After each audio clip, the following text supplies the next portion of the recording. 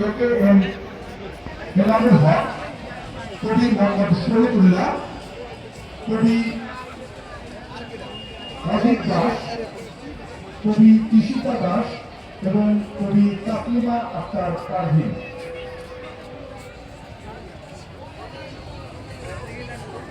চলচ্চিত্র লেখাপাঠের তৃতীয় পর্বের সম্মানিত সভাপতি কবি আলাসা বন্ধু মঞ্চে আসন গ্রহণ করেছেন। আমি চলচ্চিত্র লেখাপাঠের জন্য মঞ্চে দিচ্ছি কবি আলতাফ হোসেন রানা, কবি মোহাম্মদ আবুল কাসেম, কবি সালমান আহমেদ, কবি শুকুর মাহমুদ জুয়েল, কবি এমডি সোহেল, কবি এম এনামুল হক, কবি মোহাম্মদ শহীদুল্লাহ, কবি অজিত দাস, কবি ঈশিতা দাস এবং কবি তাসলিমা আক্তার পারভীন।